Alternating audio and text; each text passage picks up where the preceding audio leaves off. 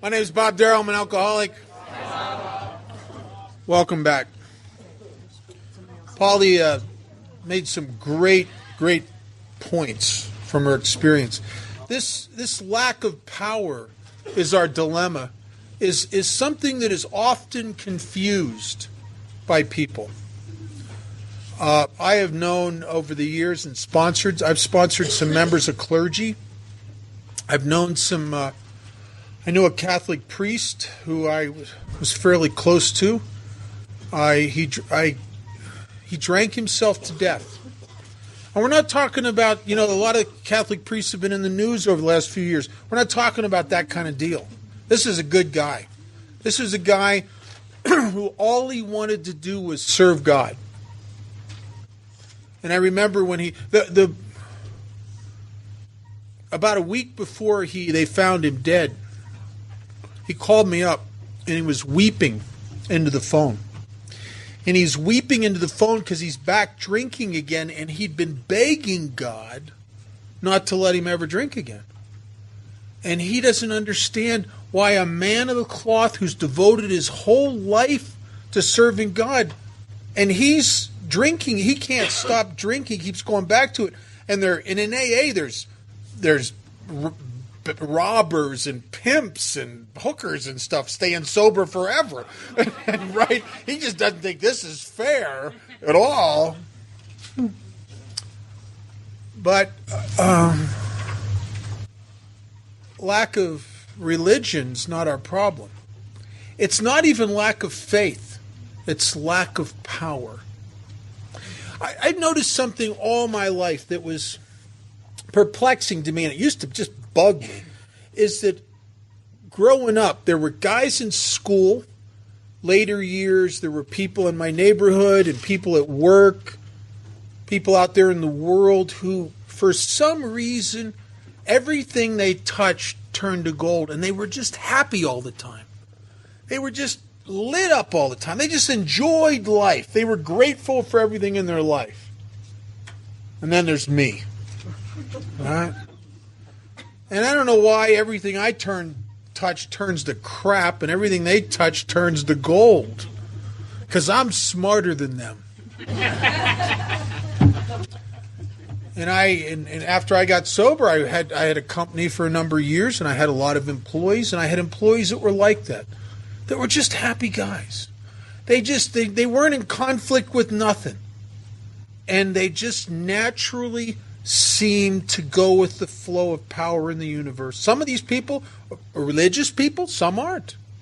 Some just intuitively know the benefit of helping others and thinking about others and going with the flow. And something lit them up, whether they were cognizant of it or not. I live in the desert, and I live in an area where in July and August, it at times will get to be 120 degrees. Now, people in Vegas will tell you, oh, it's okay, it's a dry heat. Yes, so's hell. When it's 120 degrees, it's hot, man. I'm telling you.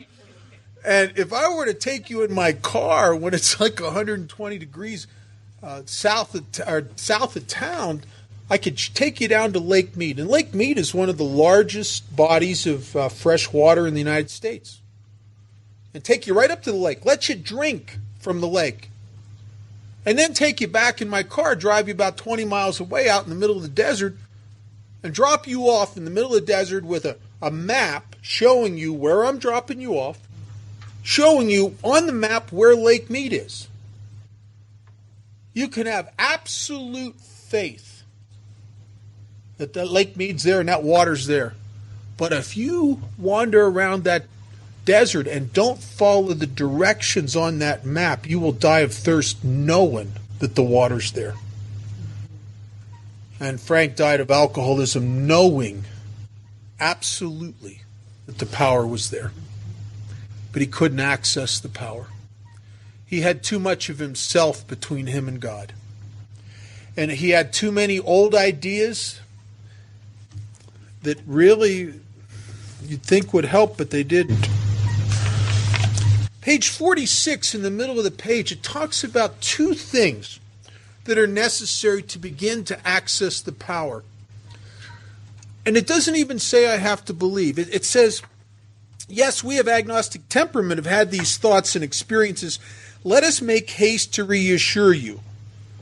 We found that as soon as we were able to, this is the first thing, to lay aside prejudice. Well, what's that mean? Well, prejudice comes from a couple Latin words that have been put together. It really means prejudgments, preconceived notions, opinions. And the problem I've discovered with prejudice is that I can have a lot of prejudice and never know they're prejudice. Well, those aren't prejudice. That's just the way it is. I don't even get it. I don't even get that they're prejudice. It's just the way it is. The book's asking me to lay them aside. And with the guys I sponsor, often if I have a sense that they have a lot of those, I will spend some time with them. What are your notions? What are your judgments? What are your opinions? What is your sense of God and life and the spiritual, the spirit here? When the idea of turning your will and your life over to the care of God pops up, what's that do to you? How do you feel about that? And what I discovered is that a lot of us have prejudices about God we don't even know.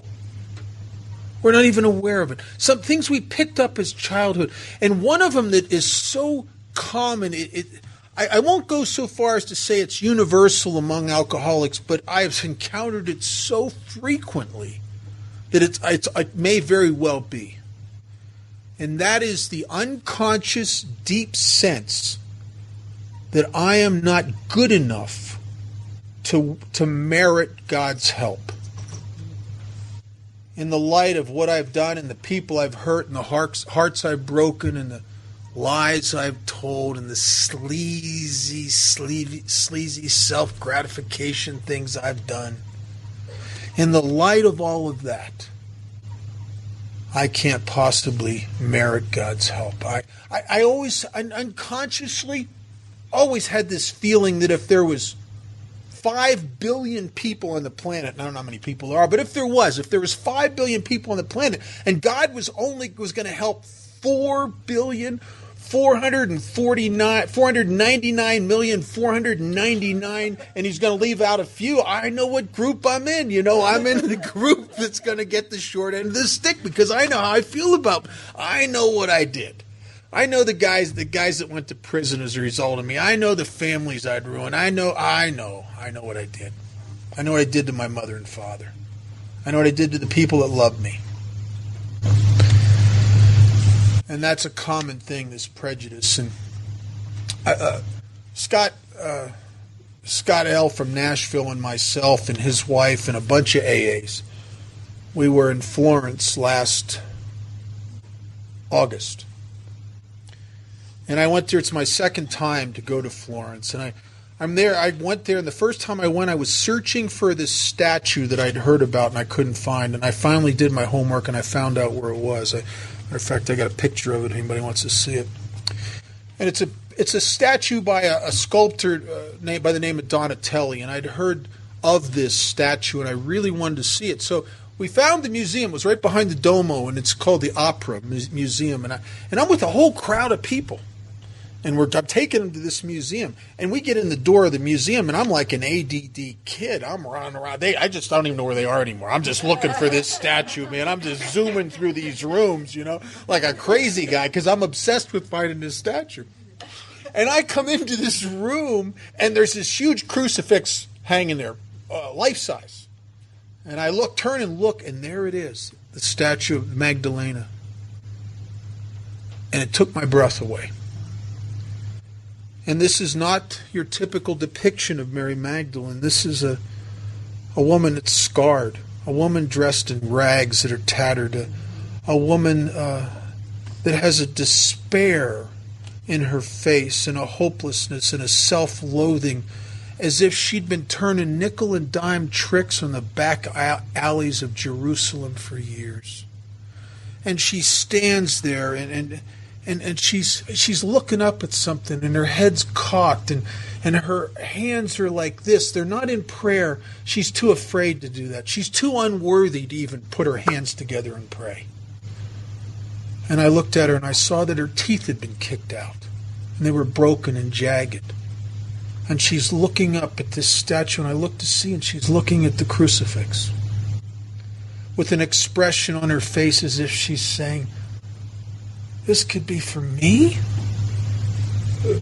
For me? And I'm standing there, and it's a public museum, and I'm weeping. And I'm weeping because that's me. That's me when I came to God. This could be for me after all I've done?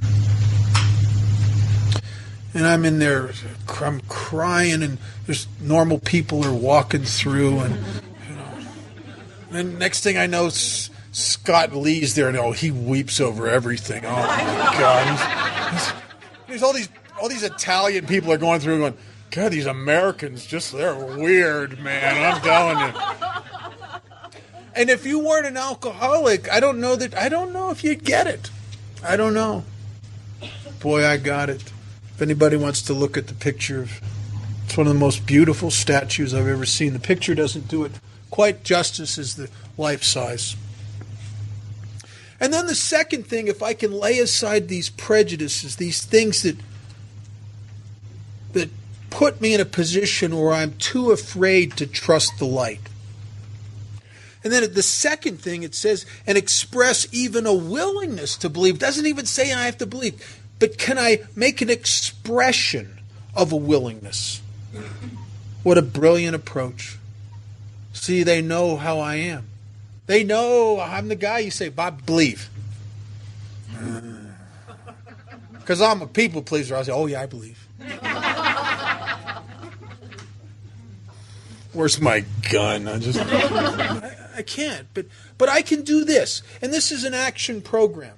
That's why there's no chapter in the book. Is a chapter called Into Action. There's no chapter in here into thinking or into believing or into feeling.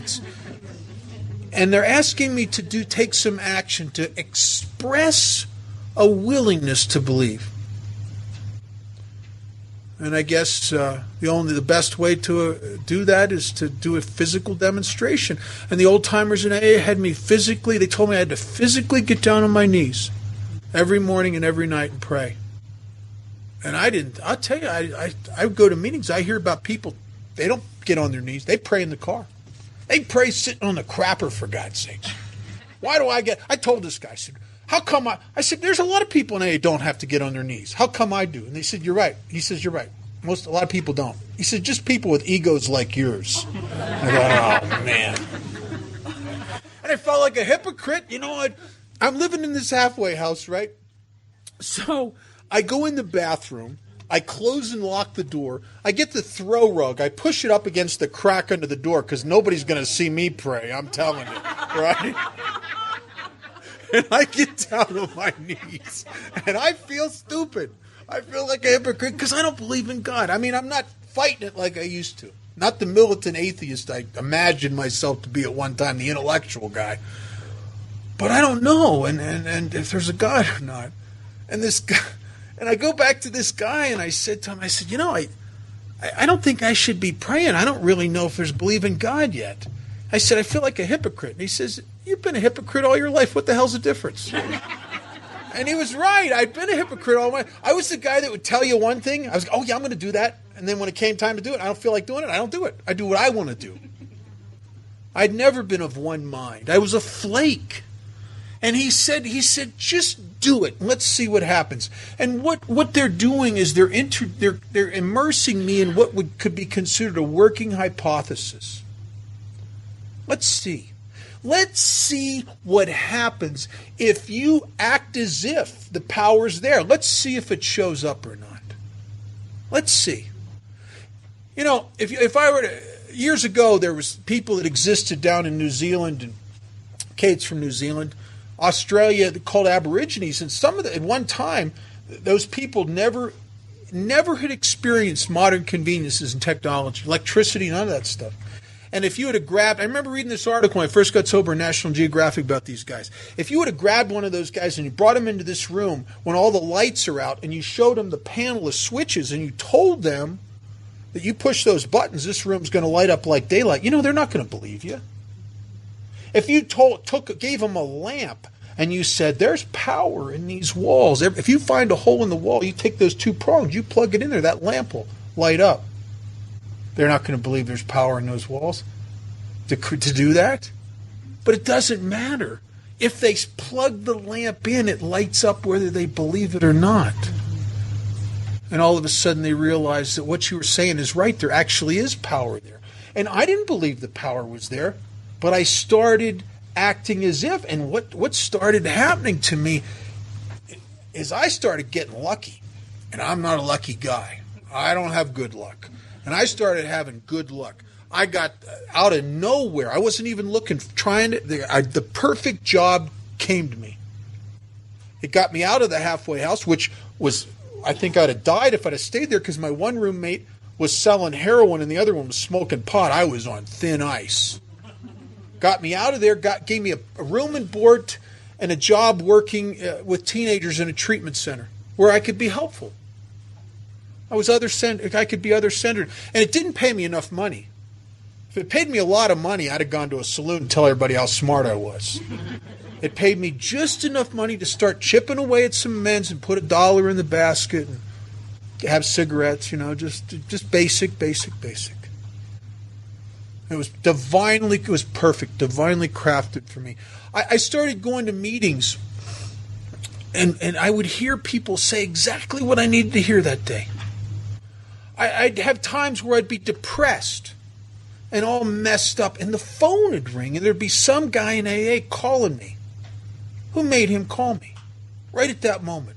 One morning I'm at work, and I am just enraged. My boss and I had a little conversation. And I don't take criticism well. I really don't. And I am just enraged. I want to punch him and quit my job. And I'm just like nuts, man. And he's disrespected me, man. And I'm telling you, I'm hot. And instead of going and getting a sandwich like I usually do, I rushed across town to a noon meeting that I normally wouldn't go to.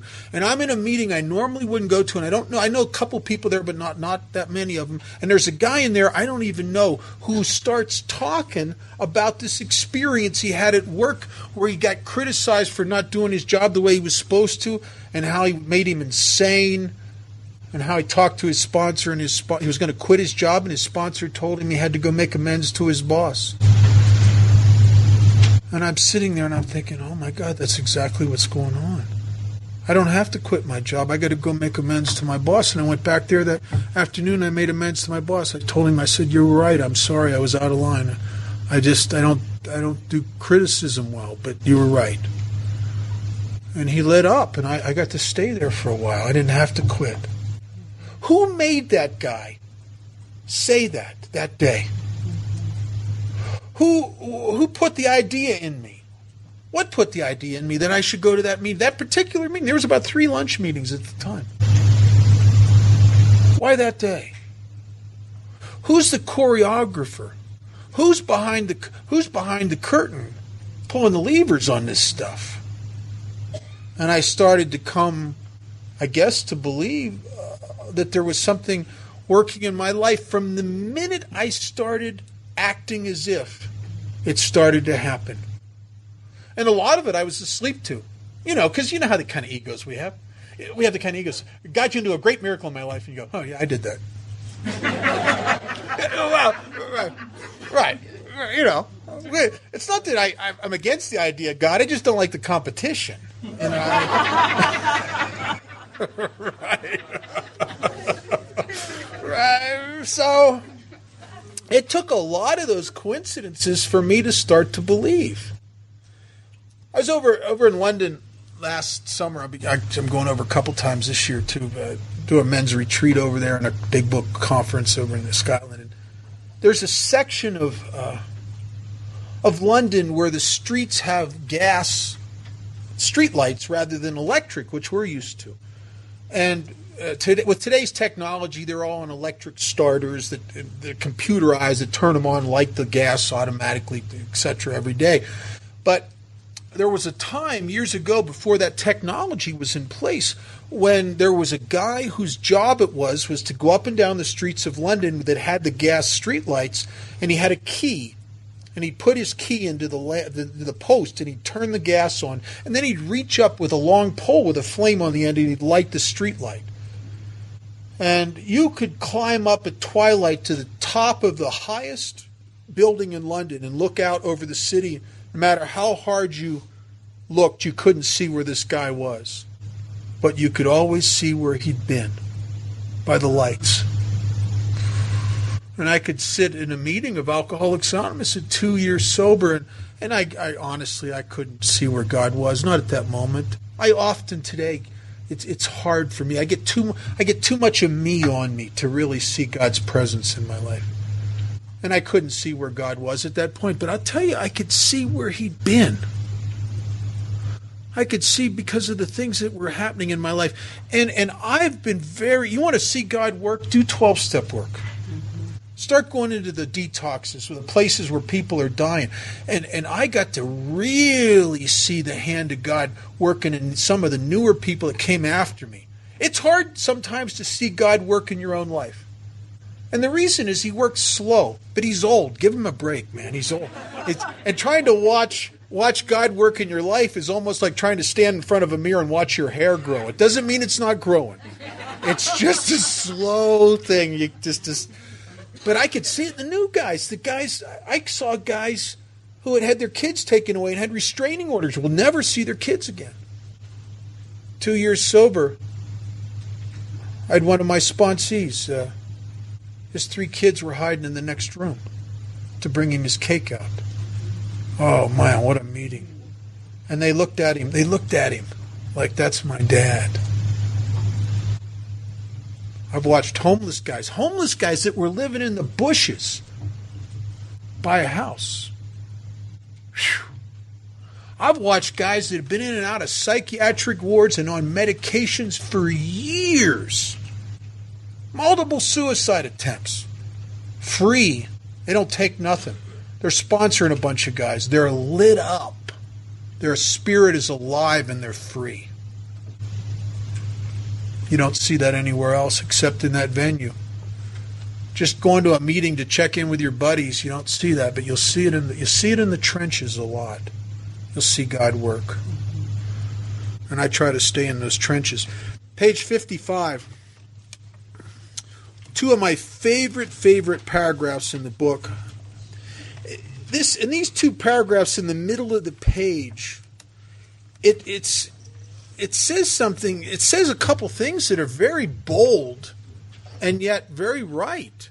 I was at an AA retreat. Oh, God, I don't know. It must have been 27 years ago, I suppose. And there was a Catholic priest who was leading the retreat who was also sober a lot of years. And this is a man, and he gave a little bit of his story, and he had taught theology at the Vatican. I mean, this is like top of the food chain for knowing about God. And not just Catholic theology. He was versed in everything. Buddhism, Hindu, everything. This guy knew it.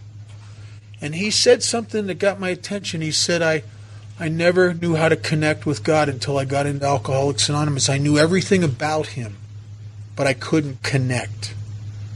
And he talked about these 2 paragraphs on page 55. When he first read them, he was offended that a washed-up proctologist and a burnout stockbroker would tell a man of his education in theology how to find God. And yet, as he worked the steps of Alcoholics Anonymous, he found out that what they said on page 55 was exactly right. It became his experience just as it was Bill's. It says in the second full paragraph, it says, actually, we're fooling ourselves, for deep down in every man, woman, child is the fundamental idea of God. Deep down in you. I used to hear old-timers say that. And I don't know what they're talking about. I used to hear people say, well, I pray and then I get still, and in meditation I listen for God, for intuitive. I don't know what they're talking about. I go inside me. I don't get God. I get a pack of crazy people chattering all the time. Right? That's why we don't. If you're brand new, we don't suggest. If you're going to try meditation, no sharp objects in the room. Because when I try to, when it gets quiet out here, it gets noisy in here, man. But I hadn't done it. I hadn't done what's necessary to open the channel yet. It's deep down within me. I remember watching Chuck Chamberlain. He spoke at our end of the month meeting one time, and somebody came up to him after the meeting and asked him, how do you find God? And Chuck says, he's not lost. He's right in there, and he's pointing right in the guy's chest. He's right in there. Well, why can't I get a sense of that? Why, when I get quiet, I just get crazy? Next line is exactly what the truth is for me. It says that's because the power, this God within inside me, it's obscured from me. It's blocked from me. It's obscured by three things. By calamity. I like calamity. I'm a calamity guy. You know what I'm saying? I don't like going over the edge, but I like the view from it. You know what I mean? I like getting right out there. I like that adrenaline, you know. Before I ever found drugs and alcohol, my first drug of choice was adrenaline. I'd steal stuff out of stores and run down the street as they're yelling at me. Oh man, you get away? Oh, nothing better than that. Right? I like calamity. If I go to a roller coaster, if I go to an amusement park and there's one of those wish you're going to die, jump the track roller coasters that'll make you sick to your stomach, and a merry-go-round, I don't even notice the merry-go-round. I see that roller coaster, oh my God, look at that. Oh. If you want to hear what the voice of calamity would sound like, imagine that a surgeon could surgically implant a microphone into your brain. We'd hook it up to these loudspeakers, and on a bad day, we'd hear everything you thought. We would hear calamity. We would hear legion. I mean, it was just, so no wonder I can't, when I try to get quiet and go inside myself, there's no sense of God, because if God is inside me, he'd need, even if he had a megaphone, I'm not going to hear him over this crazy chatter in my head. The second thing that's blocking me from God is pomp. And pomp, I think, is a great word for ego, for self. Is that I get so full of myself and my opinions and my judgments and what I need that there's no room for anything else. I'm like a glass of water filled to the top. Ain't going to take nothing. It's full. My mother used to say that to me when I was a little kid. Before I ever drank, and I never understood it till I was sober and started getting into the steps. She used to say, Rob, you're full of yourself. I didn't know what she was talking about. I was full of myself. Pomp. And the third thing says worship of other things. Well, that was a hard one to see. I worshipped a lot of stuff all my life, and I don't get it because I don't know what worship means. I don't know that I do that. You know, I thinking they mean, to bow down and or something. And I don't do that. But I worshipped a lot, and I was sober over a year, and I was about a year and a half. I was ending my first sober relationship. And I got to tell you, in my experience, and I work with a lot of guys that have relationship problems from time to time, I don't think there's a person on the planet more self-obsessed than an alcoholic ending a relationship. You can go up to a guy like that and say, I just came from the doctor, I have terminal cancer, 3 weeks to live, and he'll go, do you know what else she said? I mean, that's exactly, I mean, it just gets on us right here. And we'll get into the reasons about that when we get into step 4, but it gets on you, man. You can't, and so I go to this meeting because I'm nuts, man, and I'm trying to get some help, but I can't hear nothing in the meeting. Because the big show's on the inside, right? I'm up in my head in the meeting thinking about if I ran into her, well, I'll say this. And then she'd probably say that. And then I'll say this. And she'll say that. And then I'll say this. And she'll realize how wrong she'd been and beg for my forgiveness and want to come back. So no matter, God could be trying to talk to me through the people in the meeting. It's not getting in, right? Nothing's getting in. I got too much of me between me and the people in AA and too much of me between me and God. And she's a member of AA, and she's not in that particular meeting, which means that some hideous force has planted a spring in the back of my neck, connected to the meeting room door. Every time the meeting room door opens, I go, oh, no, not her. So, you can imagine, I'm not getting a lot out of this meeting, right? The meeting's over. I end up going out to coffee with a guy from Glendale, California, who's visiting, who was sober 28 years. And I'm sitting in this coffee shop. He's riding in my car, and I'm going to take him back to his hotel. And I got him kind of hostage. And because I got him hostage, I start talking about this relationship for 20 or 30 minutes till his eyes have glazed over. And he's a very kind man. He's sitting there and he's listening to me. He's nodding his head. And when I run out of gas, and I'm just sitting there, he says to me some things that would blow my mind. He said to me, he says, kid, you ever thought about the first commandment? And I got a little bit on the muscle when he said, I said, no, I'm not really into that. I'm just in AA. And he starts laughing. He says, yeah, I know. He says, God, he says, you and I are a lot alike. He says, guys like us, we can't get past the thou shalt not. And he says, I believe that the 10 Commandments were originally written as statements of spiritual cause and effect. As they were translated through the Aramaic and Greek and Latin, etc., finally got to the English, they had an authoritarian spin put on them. He said, the first commandment is, I am the Lord thy God, thou shalt not put false gods before me. He said, listen, he says, I know that I can do whatever I want and God will love me. He said, there's nothing you can do that get God to stop loving you. You can put anything you want between you and God will still love you. The problem is, you've just put something between you and God. You've just blocked the light. When you worship something, he says it's not to bow down to, it's to simply obsessively turn your consciousness towards. He said, you want to know what you're worshiping? Make a pie graph of your day. And the thing of all the stuff you're thinking about, and the thing that owns the pie would obviously be the thing you're obsessively turning your consciousness towards. When he said that, I could picture this pie graph with a little sliver for AA, a little sliver for work, and the rest of it was her. And it was like all of a sudden I knew why I was so desolate. And I knew why I was a prisoner in. I found out later of the bondage of self, but I felt like I was trapped in these emotions. And I wish I could tell you that, well, I came to my senses and never did that again. That's not the case. As a matter of fact, if there's someone here in the room that has gotten over that, don't do that anymore, would you sponsor me? Because I do that frequently. It could be something, just simple little tiny things, like the way somebody's driving. Just get it stuck in my craw. I've grown spiritually to the point where I don't follow them past their exit anymore. Right.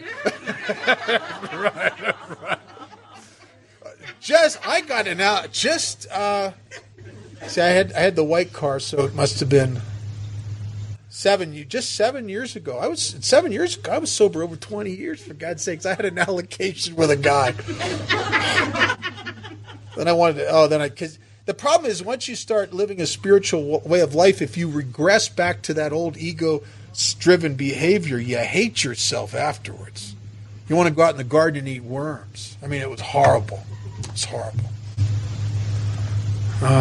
Sometimes it's been relationships. Sometimes it's been business. Sometimes it's been money. Sometimes it's been what I think I need to get you to see that I'm right about.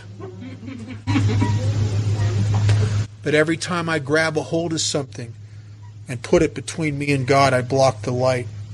No wonder my spirit starts to feel suffocated. There's a line in our literature that says that we need this stuff just as much as we need air. And the word spiritual in the Latin means breath of life. When I'm spiritually sick, it feels like somebody sucked the air out of the room. That's why alcohol was so amazing. I could be so depressed and locked inside of me, and after the first double shot of whiskey, everything in me would just go, like I could finally breathe. Like the air was back in the room again. Like I had a freedom. And these are the three things that obscured me, but the book goes on to say in some form or other it is there for faith in a power greater than ourselves, and miraculous demonstrations of that power in human lives are facts as old as man himself. We finally saw that faith in some kind of God was a part of our makeup, just as much as the feeling we have for a friend. Sometimes we had to search fearlessly. There's only one other place that I know of that uses those two words in the same sentence, and that's step 4. Made a searching and fearless moral inventory of ourselves. And if you've known anything about the Oxford group, Buckman had this experience that led him to believe to create the tenets of the Oxford group. And in the tenets of the Oxford group, you couldn't turn your will and your life over to the care of God. You don't have a shot until you clean house first. And in AA, it's very similar, even though our step 3 is before 4 and 5, but it's not until after the 5th step. And the 5th step promises that we're finally promised that the nearness of now we will experience the nearness of our Creator. Because what's happened? I've moved enough of me and my judgments and my crap out of the way that now I'm closer to God. It's at that point that it says, doesn't say after step 3 I will begin to have a spiritual experience. It says after step 5.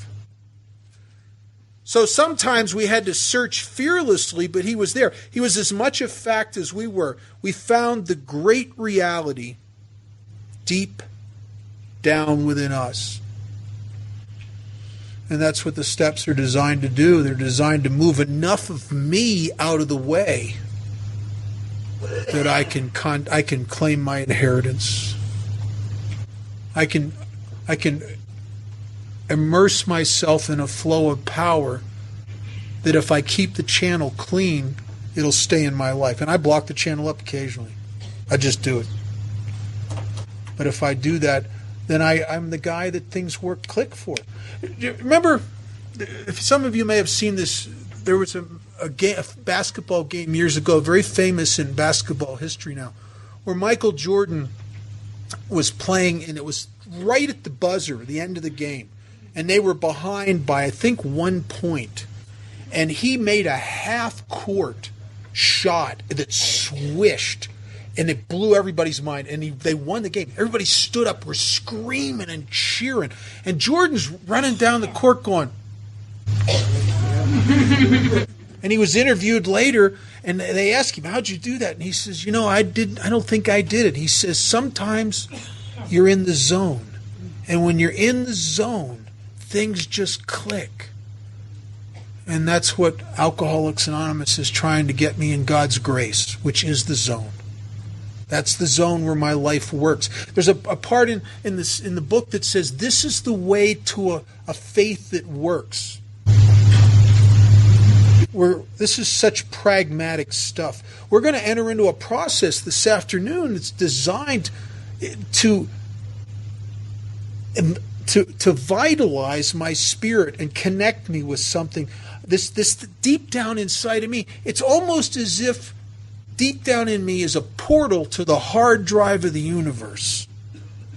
That if I can open that portal, then I can start to go with the flow and get intuition. And you've all had, no matter, even if you've never worked the steps, you've all had moments where God has peeked through self, and you've had those senses of, oh, I shouldn't go with them.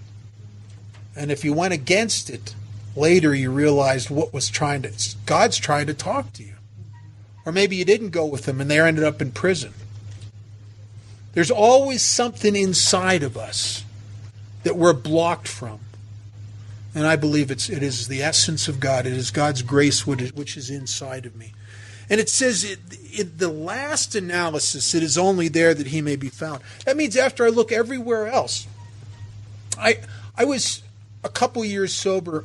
This is before I'd worked the steps. In my first 4 years of sobriety, I went through 9 jobs.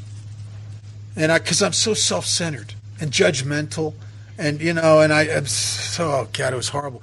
But there's an employer who's trying to save me. He thinks I'm redeemable. So he gives me a set of tapes, not AA tapes. These are motivational tapes by a guy named Earl Nightingale. They were called Lead the Field. And years ago, I guess they were big. They were kind of like, he was like the Anthony Robbins of his day, I suppose. And I'm listening to these tapes because I'm trying to do what this guy's telling me to do because I don't want to go through another job. And in this tapes, Earl's telling a story about this guy who was raised in South Africa, and he grew up and inherited a ranch from his father. And he tells the story that this ranch was a nice ranch. I mean, he could have made a nice living for him and his family for generations. But the problem was he inherited the ranch at the time at the beginning of the diamond boom in South Africa, and he was hearing the stories of these guys becoming overnight mega Bill Gates kind of rich. And the more he heard of their abundance, the more dissatisfied he became with what he had. I know that sounds familiar to some of you. And finally, he sells the ranch, and he takes the money from the sale of the ranch, and he goes out in the bush, obsessed with finding diamonds. And he never did. I read 2 accounts. One account said he actually committed suicide after years out there, never striking it rich, and threw himself in the ocean. Earl's account was that he just never did strike it rich, and he died out there bitter, broke, and alone. And it came to pass that he'd sold the ranch to these 2 brothers who were developers. And one day, they're clearing out some boulders and stuff, and they found these unusual rocks, crazy-looking rocks. They'd never seen anything like it. And they took it to a guy, and the guy says, "Man, those are uncut diamonds." They discovered that this ranch was the largest diamond deposit ever recorded in South Africa, right? Now, overnight, these 2 brothers are like 2 of the richest men in the world. And now they got to put this company together. They got to hire all these people to work to mine these diamonds. They got to hire people to cut them and polish them. And then they have to have a marketing network worldwide. And they're trying to put this together one day. And one brother says to the other, "Hey, we got to name our company something." The other brother says, "Yeah, let's name it after that poor SOB we bought the ranch from. Wasn't his name De Beers?" And I'm listening to this story, and I'm thinking, I'm that knucklehead. I'm looking everywhere else for power. I sit in a meeting of Alcoholics Anonymous probably twice a day and hear them read something, and I don't hear them read it. I'm sitting in the meeting, and they're reading, and these are the steps we took, which are suggested as a program recovery. Well, I need a new job. These are the steps we took, which are suggested as a program recovery. I need a Harley Davidson. These are the steps we took, which are suggested as a program recovery. I need more sponsees. These are the steps we took, which are suggested as a program recovery. I need to be delegate. These are the steps we took, which are suggested as a program recovery. I need to get laid. These are the steps we took, which are suggested as a program of recovery, period. And I'm the knucklehead. I'm looking for validation, security, and power everywhere else. And it's always been right here. And to take the journey within. Polly?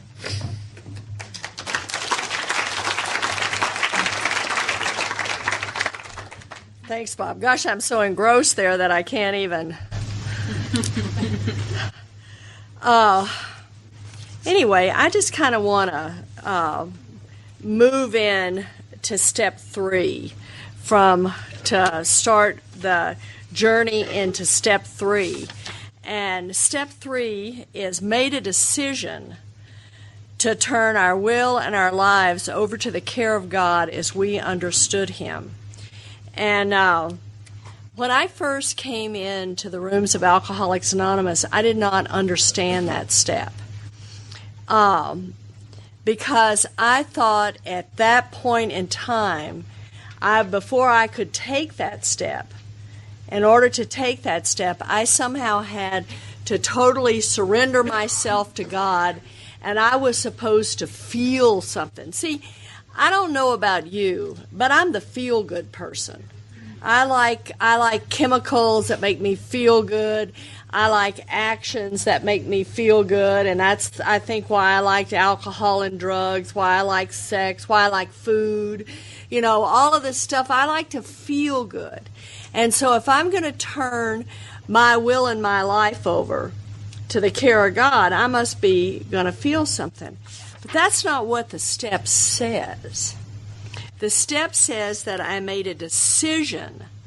So what I'm going to do, and I like the analogy that was given to me when I first sobered up, and it's the one I still use today, is Frank looked at me and he says, Polly, it's like going to college. You make a decision to go to school, and then you spend the next 4 years doing it. And what I'm going to do in this step is I'm going to make a decision to turn my will and my life over to the care of God as I understood Him. And what I have to do in making that decision is I've got to take some actions in order to do that. So once I make this decision, I'm going to embark upon a program of action. And even so has God restored us all to our right minds. To this man the revelation was sudden. Some of us grow into it more slowly, but he has come to all who have honestly sought him. When he drew near to him, he disclosed himself to us.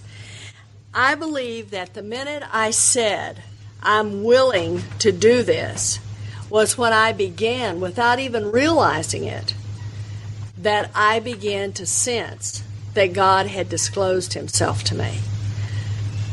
Because now if I'm going to take this step, I'm going to embark upon a program of rigorous honesty.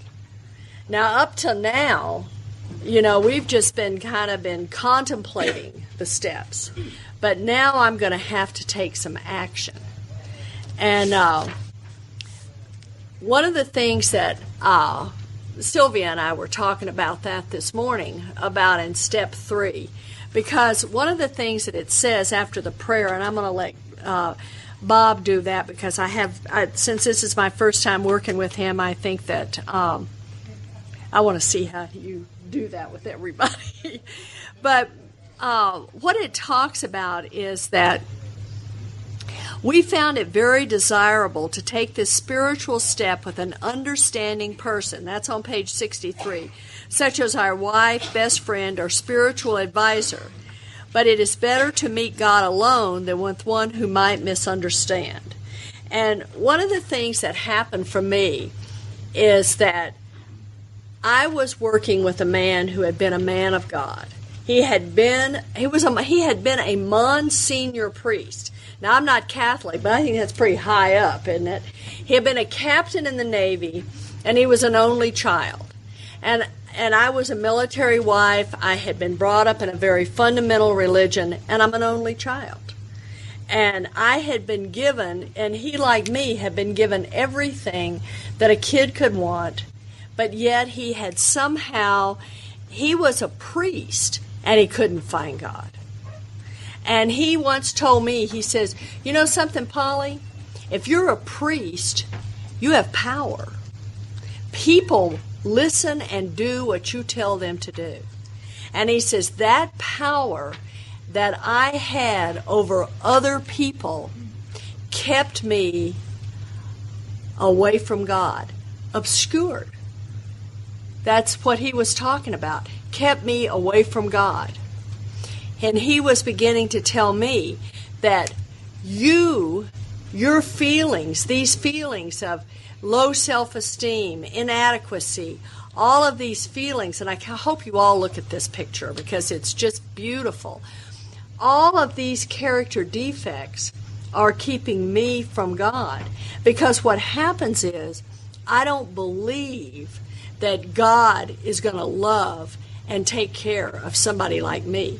Even though every teaching I've ever had growing up as a little girl, no matter how many fire and brimstone, guys were going at it, I still, telling me how much Jesus loves me and all that, all I could hear, because I'm an alcoholic, is that I'm going to burn in hell.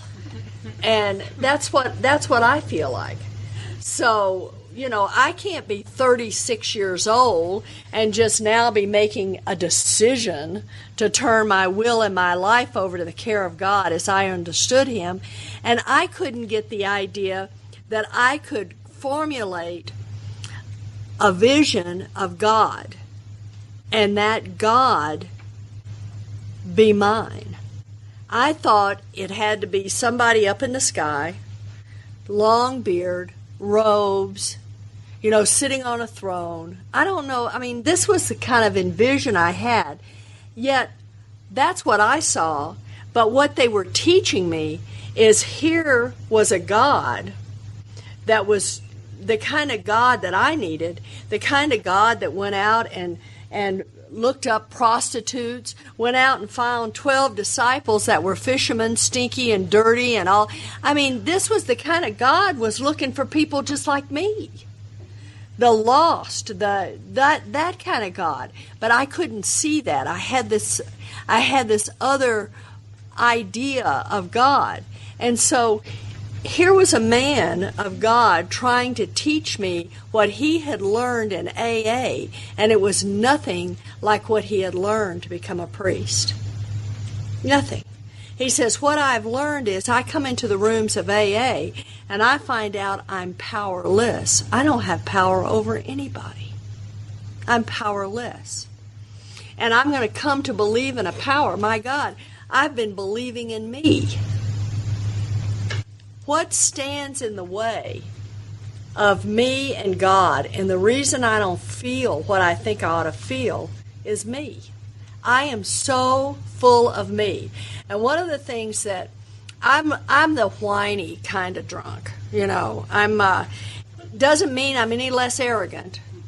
It just means that nobody loves me, nobody likes me. I'm so inadequate. I do everything wrong. I mean, all of that stuff that's just enough to get on your last nerve. And, I am that kind of drunk. And as my AA sponsor says, so if you think that if you feel that way about yourself, that's real humility and that, it's all because you're such a good person. Let me tell you what my AA sponsor says. Dottie looks at me and she says, Polly, it's not necessary you think well of yourself. You just think only of yourself. Doesn't mean that I think good. It's just all I'm doing is thinking about me. And, even if it's look what I've done to my kids and I can't suit up as a mother and I can't, all of that stuff. And now I'm being asked to make a decision to turn my will and my life over to this care of this to this God that I am sure wants. I really believe God was out to kill me. That's what He wanted to do. He just wanted to kill me because He kept saying that that when I was learning all this stuff in when I was going to Sunday school and church, all I heard about was burning in hell. I didn't hear about forgiveness. And no matter how bad you've been, what Bob said, it doesn't matter what we've done here. It doesn't matter. It doesn't matter if all your life you have been so atheist that you have put your fist up to God. It doesn't matter. God loves you. God loves you. You're sober. We're sober. God loves me. How somebody like me gets to be sober. What happens is that on page 62, starting with the first paragraph, here it is. This is what keeps me from God. Selfishness and self-centeredness we think is the root of our troubles. Driven by 100 forms of fear, self-delusion, doesn't say denial. To deny something is know it's there and just say, it's not there. Delusion is not to have a clue it's there.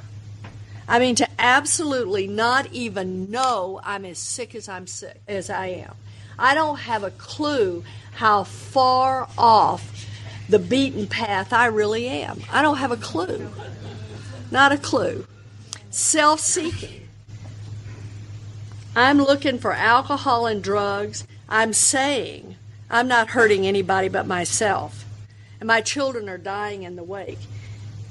Absolutely having problems in school, don't bring anybody home anymore, are embarrassed. When I was supposed to attend a function at my youngest son's school, and I was going to go to his school that day, and he looked at me with as much hate as any little boy could have looked at me, and he said, "Don't you dare show up at my school because I am ashamed of you." That's the disease of alcoholism. That's what it is. But I am self-seeking. I'm going to school not because at the moment I'm thinking, trying to help my son. I'm going to school so they'll think I'm a good mother. And my son's like, "Don't show up. Don't show up. Don't do this for you." Because even though I thought I was trying to do things for other people, what I was doing was I was doing things so you would think I'm better than I am. And it's not until I can see that selfishness and self-centeredness is the root of my problem, that I can begin to see that somehow I've got to move this stuff out of the way. I've got to make a decision that I am going to surrender myself to God and let Him begin to work with me, that it's going to work. So our troubles, we think, are basically of our own making. They arise out of ourselves, and the alcoholic is an extreme example of self-will run riot, though he usually doesn't think so. See, that's the delusion right there. We don't realize that we're doing the things that we're doing. And somehow in our little heads, we can justify it. Above everything, we alcoholics must be rid of this selfishness. We must, or it kills us. And then the big statement is God makes that possible. God makes that possible.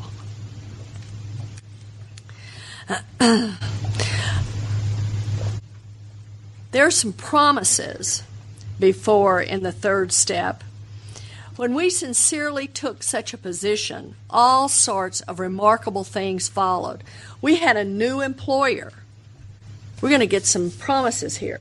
You think the promises are just, we just read the promises and after the ninth step, and you think those are the only promises in the big book? We have so many promises.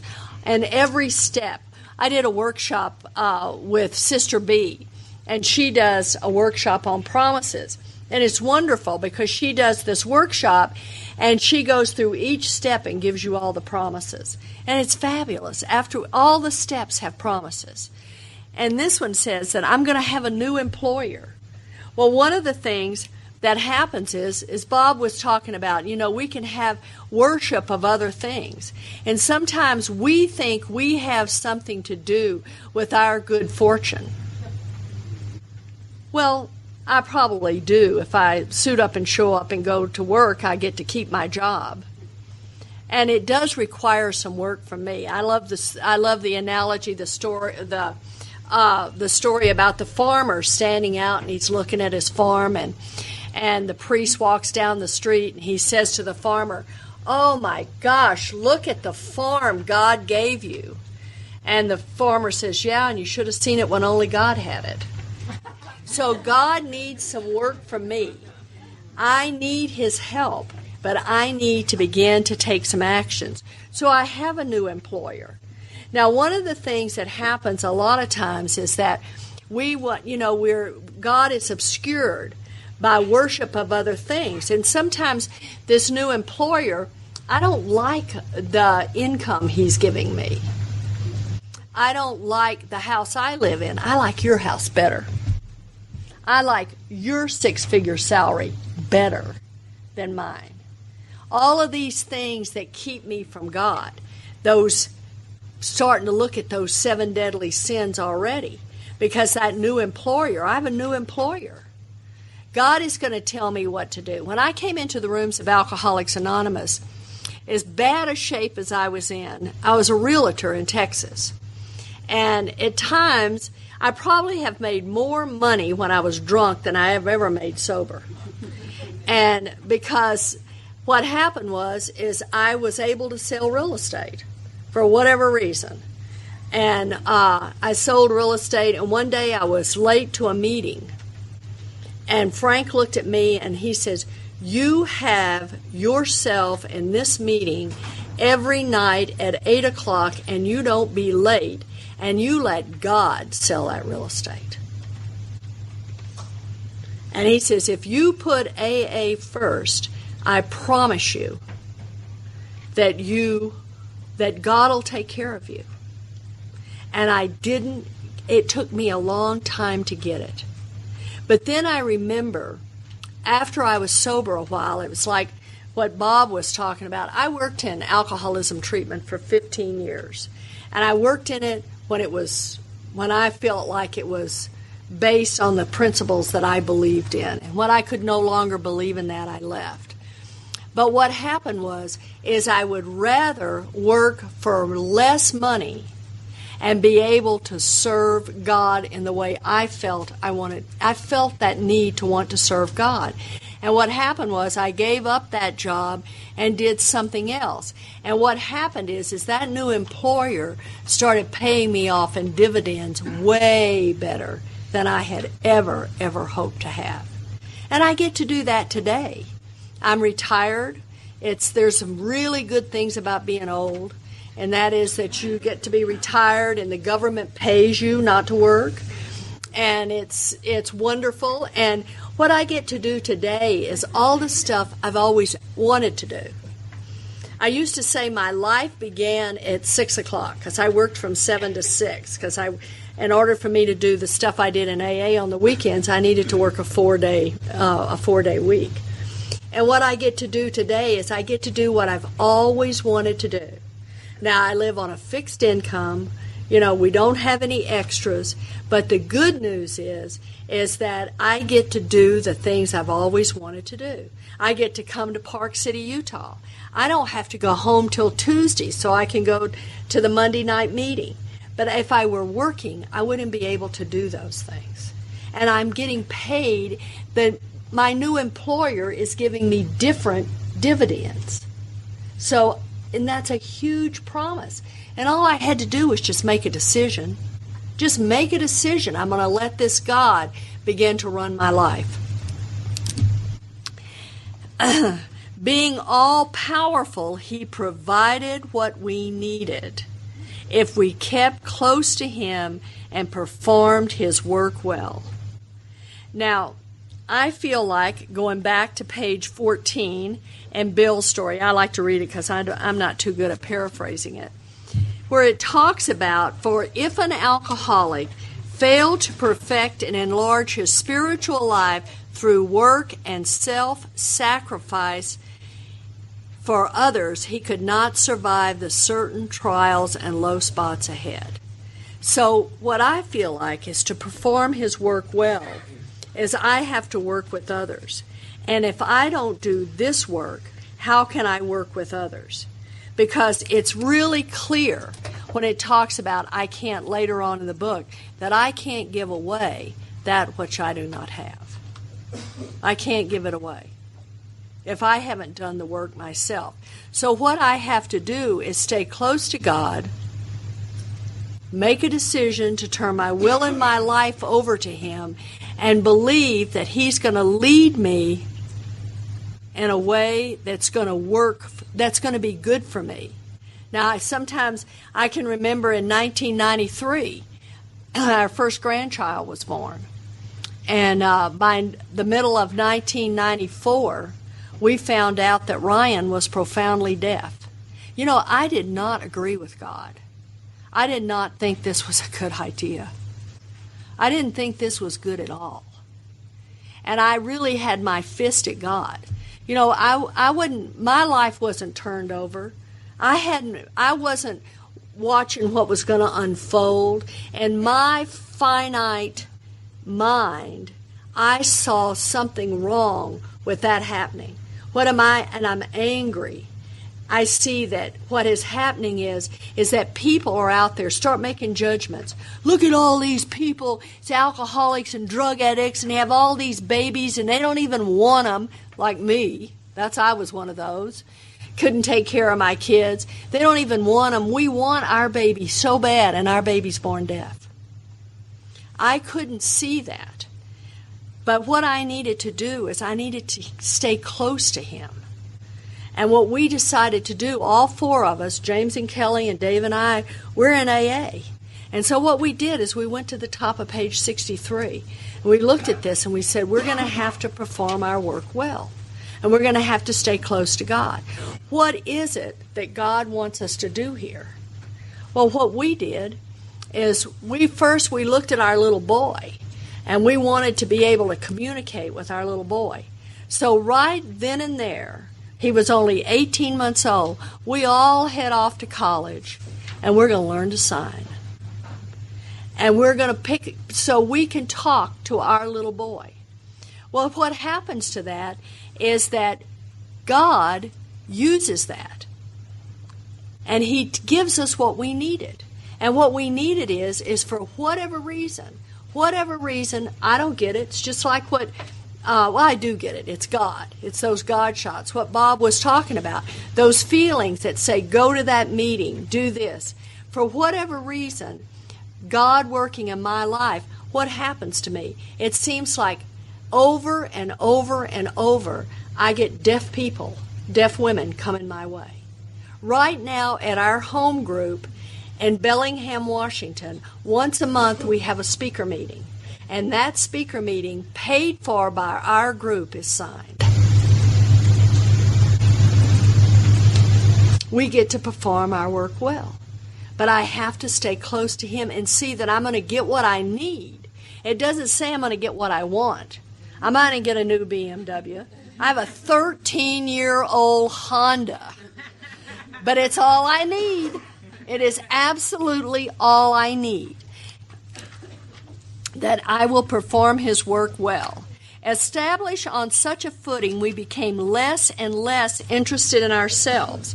The more I become less interested in myself and my wants, the closer I begin to feel God. And to be able to find out what it is I need to do to perform his work well. Our little plans and designs, and these are all promises, established on such a footing, we became less and less interested in ourselves. That's a fabulous promise, because the less I'm interested in myself, the quieter the head. Our little plans and designs, more and more, and our little plans and designs, period. All of a sudden, I'm not sitting around thinking, how many jobs would it take and what will I have to do in order to buy a BMW? So I'm not working this all around in my head. That takes a lot of energy. More and more we became interested in seeing what we could contribute to life. As we felt new power flow in, as we enjoyed peace of mind, as we discovered we could face life successfully, as we became conscious of his presence, we begin to lose our fear of today, tomorrow, or the hereafter. And here it says, which is huge, the biggest promise of all. And it's right before we take the third step. It says, we were reborn. I had a gal come up to me earlier and she says, my birthday is April the 11th, 1977. She says, we're both 31. Because I've been reborn.